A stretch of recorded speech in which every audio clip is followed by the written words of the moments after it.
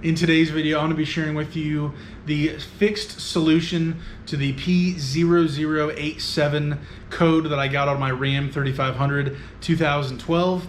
The P0087 code I've heard is notorious across the internet, on YouTube, in Facebook groups. I've seen it put out there a bunch of different times. I believe there are a number of different problems and solutions connected to those across the board, but I wanted to share with you specifically what the fix is, talk through the different symptoms I'm experiencing. So if you're experiencing those same problems, this may be the correct solution for you.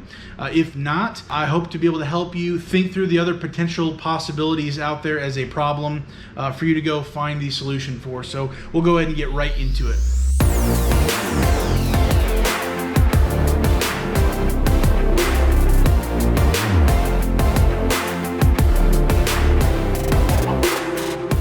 So to start off with, I did want to share with you what the actual fix was for my problem for the P0087 code, and then we'll get into the rest of it. The problem for me was my CP3 pump, the Fuel Pump Regulator. I will have a link down in the description for that if this is your problem. If it ends up being your problem, it is a small little connector. Basically, these are bolts. I just put this just to hold this on for illustrative purposes, but basically this has a little connector that goes into it, and then the actual sensor, the regulator itself, is inside here that goes into the back of the CP3 pump. And this was my culprit for my problems, for my symptoms. So we'll go ahead and get into the actual symptoms. So first off, I was experiencing for the last several months, maybe even a year, where my truck in idle, not revving the engine, not doing anything at all. When my engine idled, it would be fluctuating and it would be noticeably shaking. There was just a slight little vibration, almost like a humming back and forth, to where I thought, this must be my turbo experiencing some type of issue. Well, the problem with that thought is that I then replaced my turbo and I still had that problem. I kept on going down the road. I've put tens of thousands of miles on my truck since then, being out on the road, and that very clearly became not the solution to my problem. I still had the shaking when I was at idle, but that was basically all it was limited to at that point. Well, going on down the road, and more recently, I've had it where when I come down from a higher rate of speed, maybe 40, 50, 60 miles an hour, and I drop down to a complete stop at a stoplight, at a stop sign, and I'm just regularly pressing on the brake pedal to the point where my engine eventually drops down. It's no longer at those higher RPMs. The next symptom that started was it would start to get a little bit more shaky at the lower RPMs, maybe between 500 and 700 RPMs. Normally it stays right at 700 RPMs with maybe a slight little dip down to 650-ish. But what started happening was it would dip down into the 600s, the lower 600s, and then even down to 500 and some change. And so that was also another sign and symptom of this problem starting to happen for me. So I already have problems with idling, where it's rough idling. I'm starting to have problems when I come down in RPM and where I'm coming to a complete stop. There were issues, and eventually, just recently in the last few weeks, I've experienced where my truck actually shuts off and dies. It's almost to the point where it sounds like the engine is trying to hang on for dear life, just trying to stay on, and it's shaking so violently in the front of the engine bay that it sounds like either the injectors are going to blow or the whole system is going to shut off, and out of safety, the engine is going to cut itself off before anything else happens to it. It's at this point where I've had continuous check engine lights come on and come off at different times, depending on how long I've been running the truck for that day, how often I've been coming to complete stops throughout the day, and it's just been a point of concern because the engine's shutting off when I'm coming to a stop, which means I no longer have power steering, which also controls my braking system. So that's a concern in itself, to be able to properly brake, to have that power. So that's a serious symptom that started up more recently, and as it has gotten worse, more and more symptoms have actually happened. So with the rough idling and now experiencing symptoms where the truck eventually shuts itself off, the engine can no longer sustain itself, and the RPMs drop because I believe it's not getting the proper fuel and air ratio. It's gotten really serious at this point where it's a dangerous situation. And so the next set of symptoms just recently again that have happened is if the truck did not die at the stop sign or the stoplight, when I came to a complete stop, it was able to balance itself out at the proper RPM. The next symptom would be when I put my foot onto the pedal, I'm experiencing no power whatsoever. Very, very little. Even just tapping the fuel pedal just to get it to go, and then eventually it might start going down the road. That was another problem. What I ended up having to do just to get through the intersection or wherever I might be, putting the truck in neutral, because at that point I'm rolling. I turn the key off, I turn the key on, start the engine again while I'm rolling in neutral because I'm going two miles an hour down the road, and then I would put it back in drive and I would have full power like nothing ever happened. That would happen when I'm loaded and not loaded. This was not a matter of things only happening when I have a load behind me. This happened no matter what. At this point, any time of the day. It wasn't just at the end of the day. Now it was to the point where it was constantly at any stop sign or stoplight. This could happen. It could die, and then when I go to actually press on the fuel to go, nothing might be there. Sometimes it would still be there. Sometimes the check engine light would turn on in the morning because it had a rough start, some rough idling at the beginning. That P0087 code would turn on in the morning. By the afternoon time, it might have already turned off itself. I didn't have to clear the code at all. And then by the evening time, it might be back to that point where that regulator is not able to work properly. So those were the symptoms I was experiencing with this fuel pump regulator not operating. Just thinking through the process of what parts could it be, I came to the conclusion that it was the fuel pump regulator after several different thoughts. So I'm going to go ahead and break those down right now for you so we can kind of think through how I came to this conclusion. All right, so let's go ahead and think about this.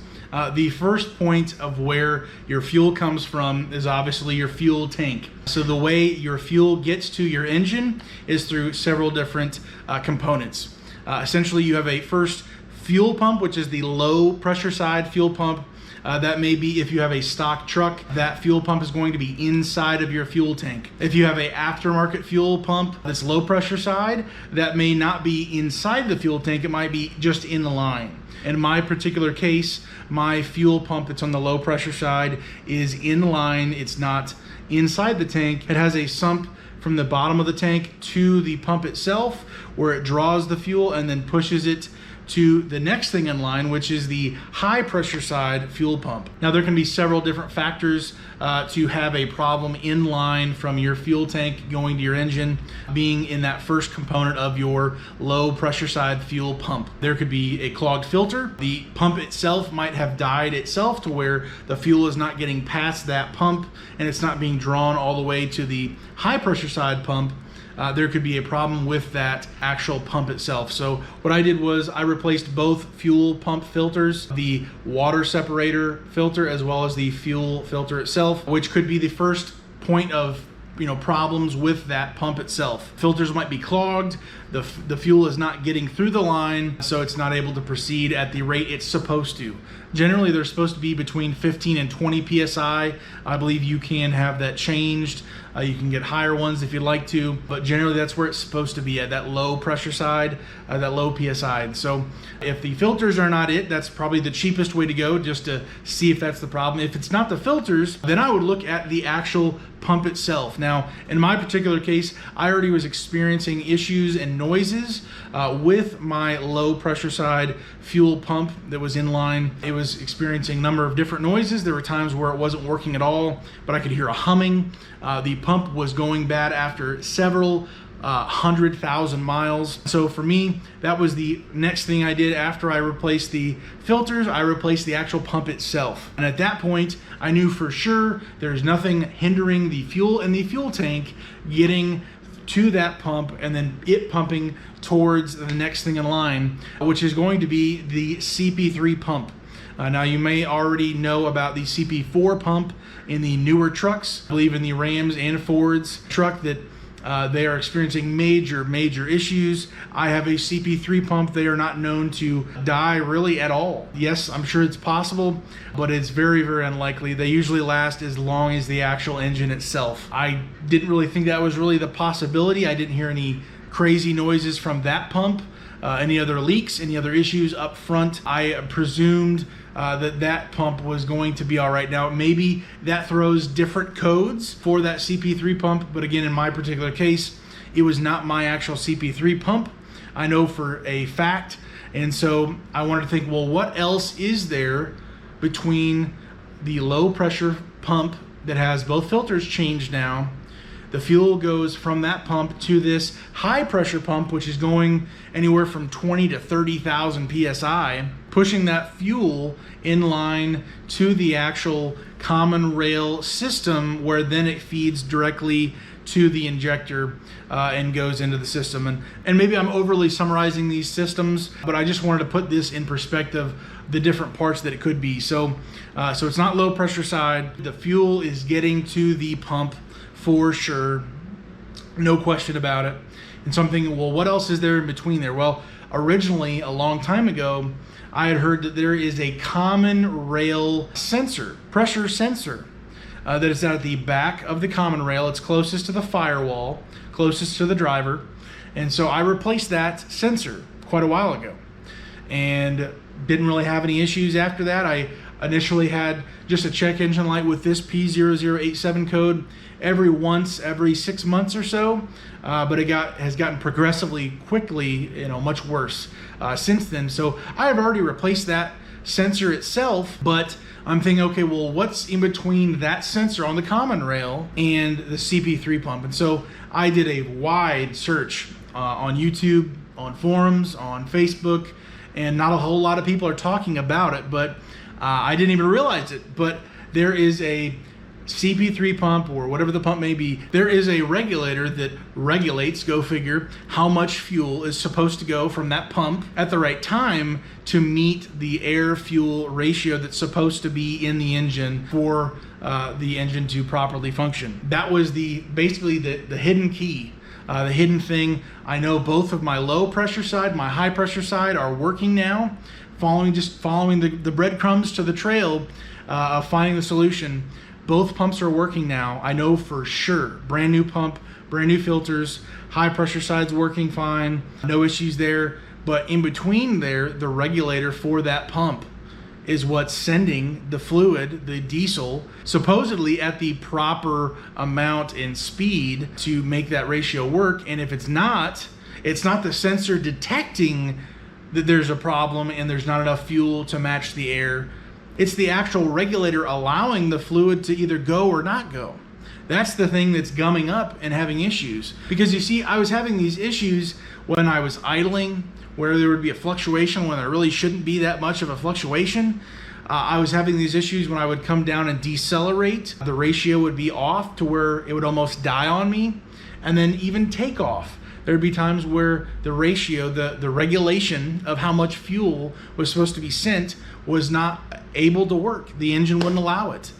It was not the proper mixture. And so that was the kingpin for this situation, essentially. My regulator was the weak link. Took a shot at it after going through all of this process, looking through everything, looking online at all the different P0087 code forums and issues and solutions that are out there. I think there are many possible solutions to fix this, but in my particular case, following this trail from where the fuel is to where it needs to go, this was the solution for me. I replaced this fuel pump right here. It is 3 bolts, 1 electrical connector. As soon as I put it back into the truck, started the truck and let it run for a little bit, without a question, it was very noticeably different. Also, my check engine light immediately, we're talking within a few seconds, where it would stay on for half the day. I could clear it with my scanner tool, but in this case, what I wanted to do was see if it would correct itself to where it noticed, okay, we were not following within these parameters, and now we are. So we're good, and just let the computer tell me if it thinks it's really corrected and the solution has been met. As soon as I put it in, it immediately started working. I have been running it for several days now to where I've had zero issues. I've had no rough idling, no dying of the engine. I've had power every single time I've put the foot on the pedal to go forward. I've had power, just so much more incredibly. And I'm assuming this regulator, if it's starting to go out, it's going to go out on the least resistant part. Rough idling is going to be the easiest thing to be noticeable, and then low speeds or deceleration also seems that it would be the most problems with that compared to full bore going down the highway at 70 miles an hour. I never had any issues at those speeds, but I believe what was essentially happening was at idle from the lowest point of the end to slowly growing at higher points of being called for regulating the higher volume of fuel, it was starting to hiccup and have issues, and it wasn't able to properly read and send the proper amount of fuel. So the P0087 code was fixed by replacing my fuel pump regulator, and it was just an instant change. Again, I will have the link down in the description below for you. I did have a hard time finding a regulator in stock at a available auto parts store, so maybe you can buy it online, maybe they can be helped to you, maybe you can find it in person. That would be a quicker option for you. But I'm gonna go ahead and share with you exactly what goes into actually replacing this regulator. It is simple, but that does not mean it's easy. So basically, for illustrative purposes, I bolted this thing down to a piece of wood. It is a small but heavy regulator itself. There is a connector right here. Basically, the way you're going to be able to see this is the way you're looking at it right now is going to be what you would see if you're facing the regulator from the front corner of your truck. So if you are facing the driver battery, you're going to be looking over the battery and going down, and this is what you're going to see down below. The orientation of this actual regulator is there is one bolt on top, there's one bolt towards you, and then there is one bolt on the bottom side. So top, bottom, and right, or to your side basically. So looking at this, the toughest bolt to get off, which it's not actually really a bolt, it's a Torx bit, it's a torque bolt, I guess. It is a T25 bit, so these are not actually those bolts, these are just screws. But basically, the toughest one to actually get out was the top one, because the fuel line from the low pressure side pump is sending it directly above this bolt, and it's right here. And it's a plastic quick connect, and so it's very difficult to get in there. I already had to scrunch my hand down inside, but basically what I had to use was, first of all, a 3/8 drive. And I used a extended, I'll have this link in the description below too, an extended T25 Torx bit to be able to go at it like this. So basically, from this orientation, this is facing the driver right here. So if you're the driver facing here, it's going to be pointed right towards you. So the way you have to go is from the driver's side, from the firewall side, going underneath your air intake. You're going to have to put this through, get to this point, get it lined up because it's pretty tight, and then you're going to have to use this extension for this drive to very slowly get this turned and actually turn it. What I would do is the top one first. It's the most difficult to be able to get that in place. I would next do the bottom side to actually get this in order. And then lastly, because it's most accessible and it'll be easier to make sure you don't lose the actual bolt itself here, to get this one here. So adding on this additional extension was allowing me to get past some of the power steering lines that were in the way, as well as some other fuel lines. So this is what I ended up basically to the point where with how low this is already on the CP3 pump on the engine, basically it was about halfway down the engine to where I was able to have this, and then lightly with one hand be able to get a finger or two on this because it really is a tight fit, just to be able to hold this in place to make sure it's got enough traction and be able to have enough grip on the actual bit to then be able to turn this just ever so slightly to be able to get this to go. So I would recommend doing top first, which is the worst, most difficult. The bottom might need to go underneath some even further lines that are kind of in the way for that, but that'll be probably second easiest. And then last, the one that's right here that you can visually see, at least I can with how tall I am, looking down in there, you can see the actual torque bolt itself. Originally, I thought it was just a regular, SAE sized, 9mm or 10mm. It ended up not being that because it was actually a T25 Torx bit here. So with an extension. Did try my actual short T25 Torx bit, but it's too fat to be able to get this to fit with that shorter actual bit on there. That did not work. So sometimes I was able to just use just this with the 3/8 drive on there. Sometimes the way my hand was and positioned and actually getting it out, I did need to use the even further extension. So this was how I was able to get it out. Got all 3 bolts out first, and then I was able to, because the power connection is long enough to where you can maneuver it around a little bit more, I was able to be able to actually see the front of this to where the actual connector part is right up against the engine. So how unhelpful is that, Cummins? But basically with this actually off, you're able to see, that's where I can actually push in and be able to pull that connector off. So that was easy to do right after I got all 3 of these off. I tried my best to be able to have a long magnet with me that you can use for different parts in case they were to fall down and slide down somewhere in there, to be able to help me out with getting these bolts without being lost. That would be a big headache. You buy the part, you go to replace it, and then they're a very specific type of T25 bolt. To lose one would be a real headache. So new bolts did not come with the new regulator itself, so beware. So that's a big part of the equation for me, being able to get these 3 off. After that, basically just kind of fell out after just a little bit of pulling, having it in there, and then that connector getting disconnected, and then boom, it was out. Put the new one in. I would advise, like I said, the connector right here is oriented towards the truck. So I would just say that you probably want to watch out and have it already connected to that. It'll also help, I believe, with stability when you're trying to wiggle these back in. When I put this regulator back inside the back of the CP3 pump, it doesn't just stick inside, even though, as you can maybe see there, there is this part that goes in, and that's, I'm assuming, how it detects the fuel and all the pressures and stuff. It just kind of fell out on its own.